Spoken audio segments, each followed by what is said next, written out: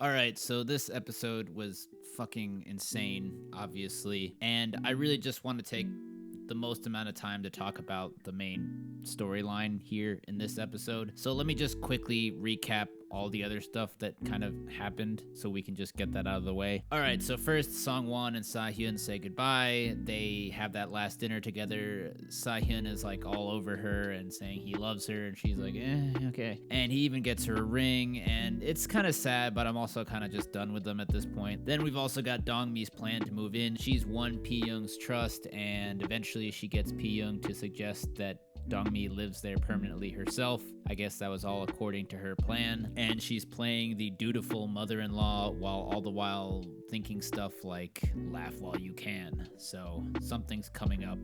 It looks like in the preview we see that she's gonna maybe not poison her, but give her some kind of sleeping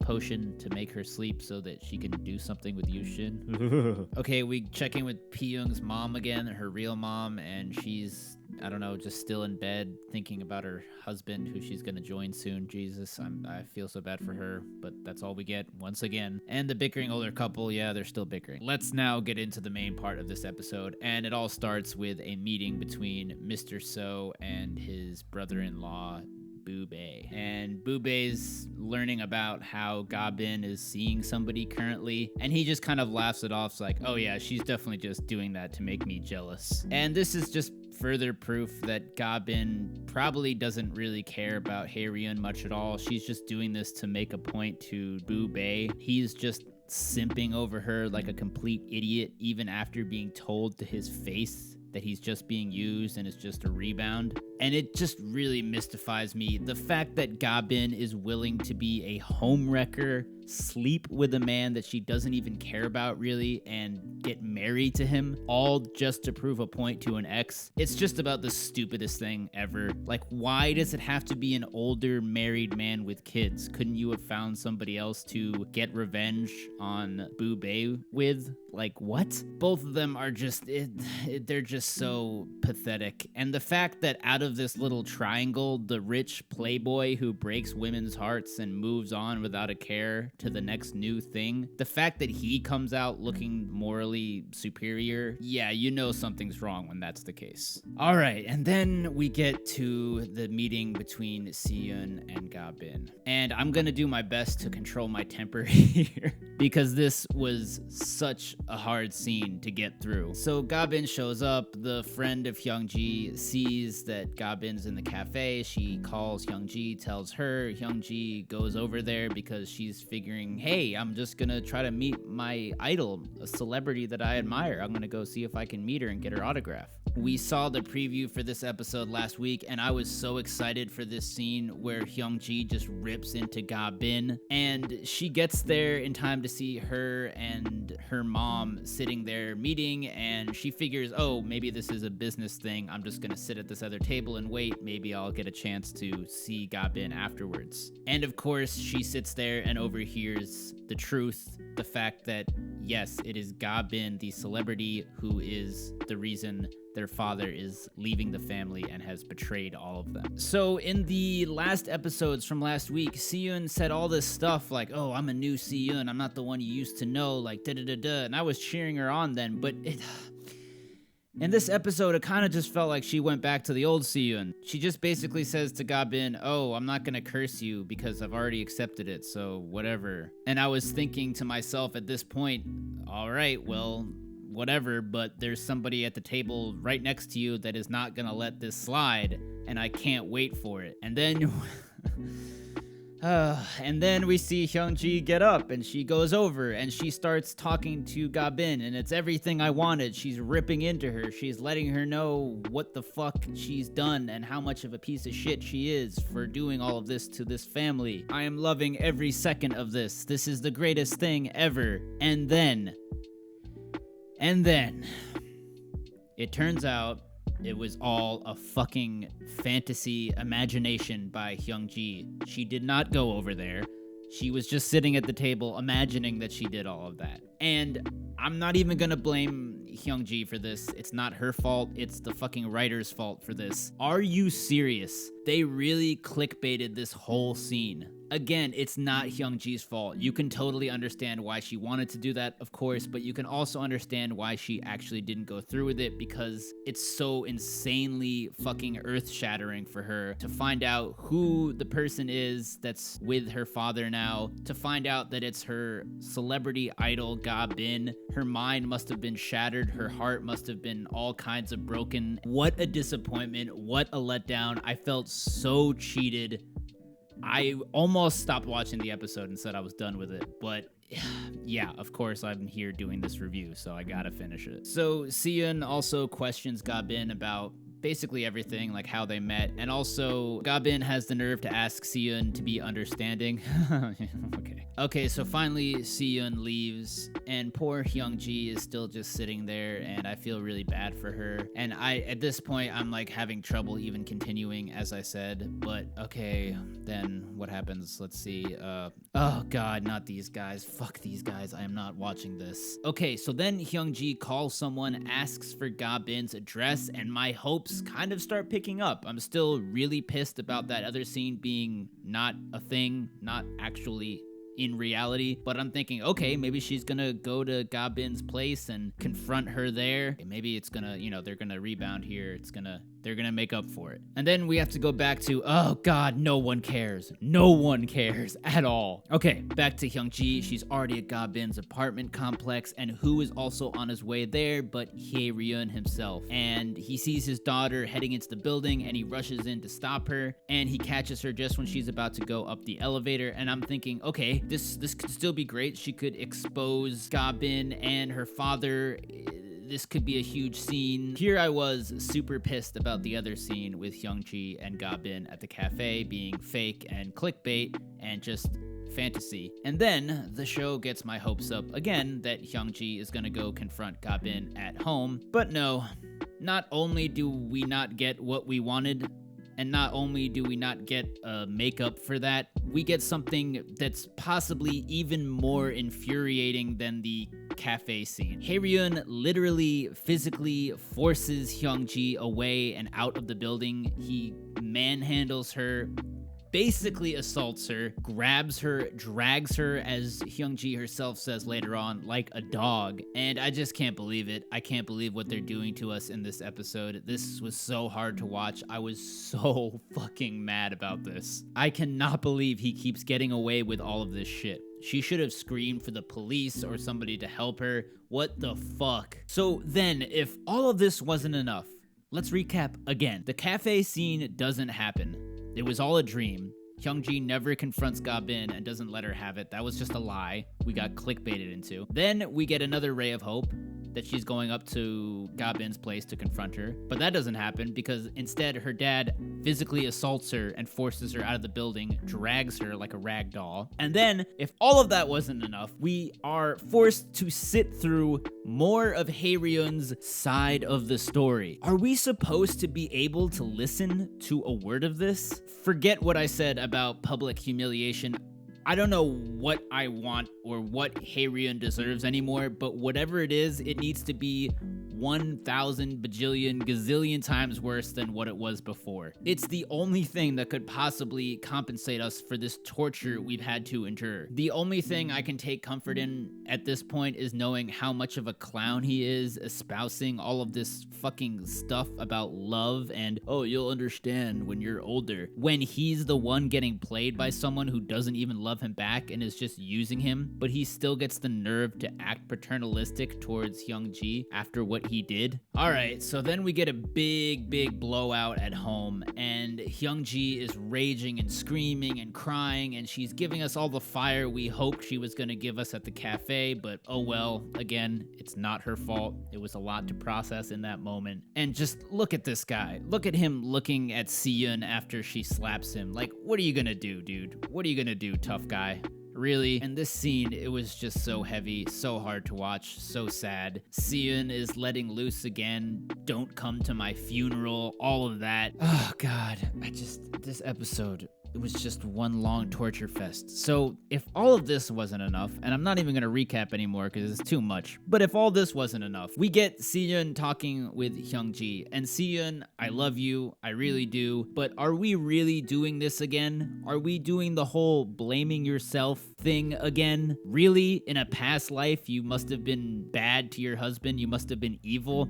And the thing is, half of what she's saying, the advice she's giving to Hyungji, I can get on board with. Spending all of your time just being mad at him and focusing your energy on that and living your life like that, it's not the way to live. But there's a space in between that and deciding to blame it all on yourself. Like, you can still accept that what he did was fucked up and let go of that hatred and be at peace without blaming it on yourself. And what is also, while I'm on this rant, what is up with these nature metaphor analogies everyone keeps giving Hyungji? We don't need like seeds and plants and leaves in autumn and shit. What the fuck? And then of course, poor Ram, he's none the wiser. Oh god, this episode, man. So, I don't know if Hyungji is going to do anything more after this, but if she takes her mom's advice, then really our only hope is going to be good old karma. That's all we've got to depend on now, guys. I hope it does its job. Okay, so then at the very, very end of the episode, we do get some exciting stuff happening. The scene with Amy in the coat and Pee-young finally happens. Pee-young comes out to look at a movie set or whatever it was, a TV show that Amy is in. She's looking at the actors and she sees the coat that Amy is wearing and she thinks probably to herself, oh, that's a coincidence. It kind of looks like my husband's, but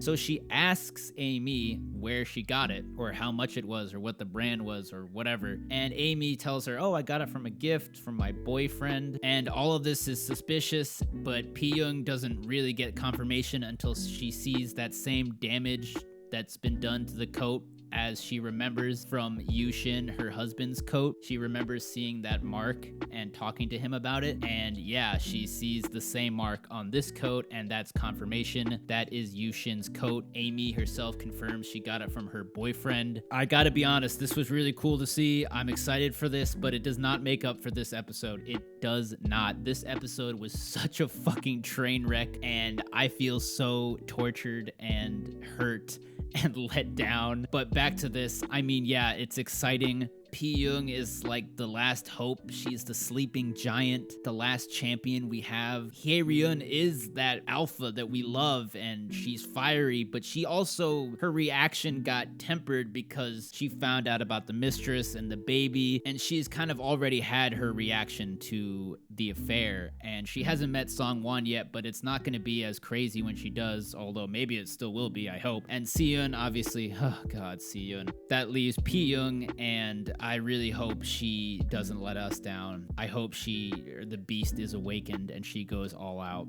because she's been thinking this is the perfect husband for so long. So finally she's gonna start waking up. And then there's the preview for the next episode. Jesus Christ, are you serious? Did we see a clip of Hye-ryun snitching on Yushin? This the nerve of this guy. I don't know if I'm gonna make it through this weekend, guys, but fuck it, let's get to the next episode. Jesus Christ. Alright, so right off the bat, Ji-ah got cut by a shard of glass and is at the hospital. Okay, whoa, I hope she's alright. Then we cut to Hye-ryun running into Dong-ma, and they make plans for dinner. That happened really fast and smoothly.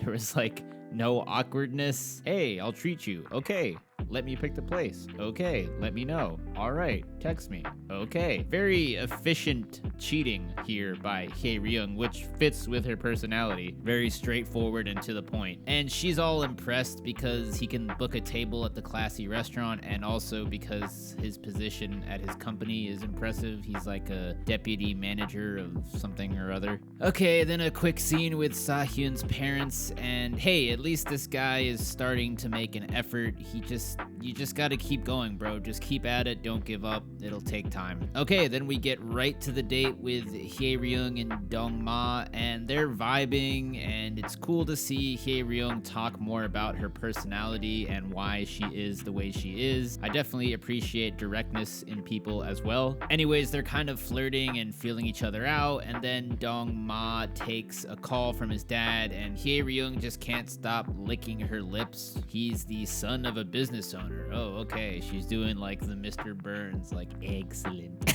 Okay, then we check in with Ji-ah, and it turns out some kid dropped a bottle, and then the glass shards went on the floor. Ji-ah tripped on them and cut her arm. Possibly super deep symbolism and foreshadowing for the shards of her parents' marriage in the future, cutting her psychological and mental well-being. Super deep analysis, right? Alright, then there's this scene with Sa-hyun, and he's drinking and all sad about Song-won and missing her, and he calls his dad and whatever. But then Hye-ryung comes home and they talk briefly, and he asks her about the test results. And I know some of you guys in the comments last video noticed this already, but I guess through all of this, they're trying to have a baby as well, meaning they're having sex. I don't want to seem inappropriate or lewd here, guys, but I mean, they seem so emotionally detached from each other and distant. How are they having sex? It seems so, like, what is that sex like?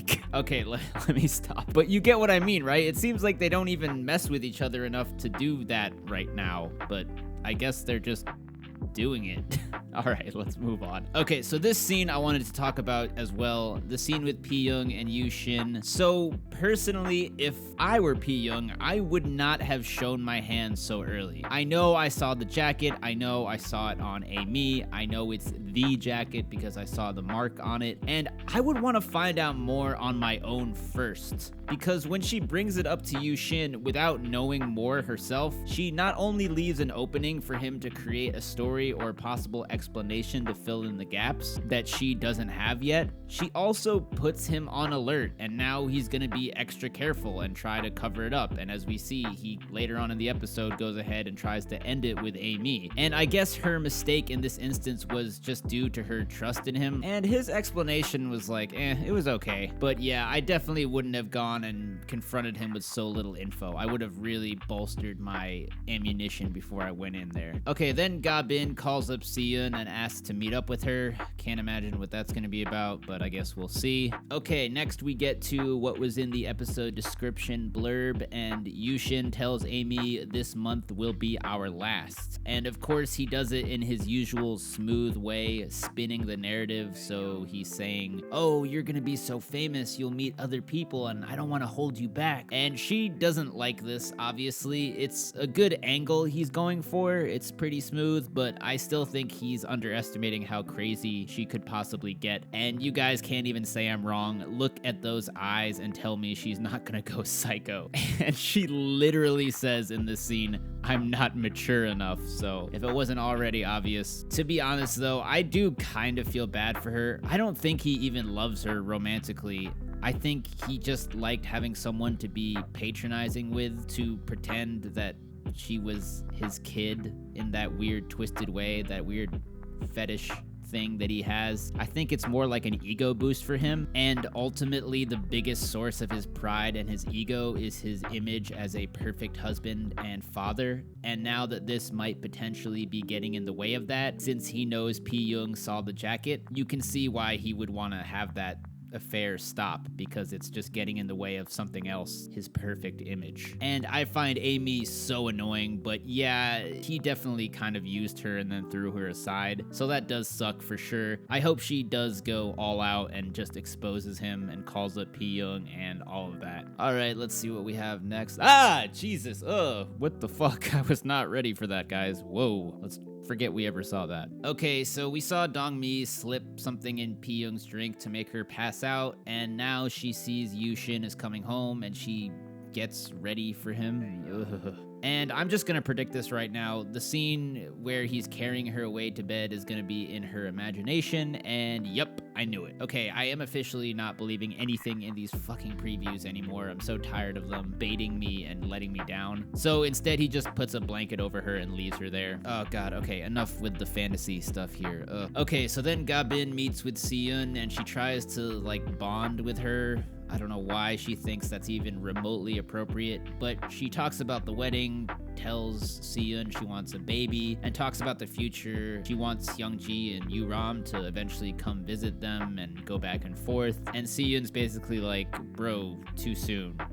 Too soon. Gabin also has the nerve to ask Siyun to be friends, which is insane, but I do get this. Gabin is just like these other mistresses. They are all lonely and don't have family in Korea. That's like the common thread, the theme running through all of their characters. And since they don't have family and since they are lonely, this is why they've reached out and tried to find surrogate family members or relationships. Whether it's Songwon connecting with Sahyun's parents because she doesn't have hers there, or Amy seeing Yushin as both a boyfriend and also a father figure, even if she doesn't realize it herself, or here with Gabin reaching out to Siyun because she has no mother or older sister figure in her life. So it's interesting stuff. Look, I am not justifying the affairs. I am not saying they are okay, just analyzing the show and what it seems to be trying to say through its characters. All right, then Dongmi gives Yushin a massage. Okay, we're gonna move on. But then we get this scene with Siyun and Haeryun, and he meets up with her and talks about Gabin, blah, blah, blah. But he also tells her about, yes, Yushin having an affair. I guess he was at the same horse riding place and saw Yushin with Amy there riding horses. And he claims to just be able to tell by the vibe that it wasn't a relative or a coworker. This seemed really random. Like, I guess I understand why he would tell Siyun, but the irony is just dripping off every word. Is this supposed to be seen as something redemptive for him? I mean, whatever, I'll take it if it means Siyun tells Pyoung and Yushin gets exposed. I'm okay with that. Okay, then we finally get something that happens with Dr. Shin's ghost. We see him watching Dongmi give Yushin a massage,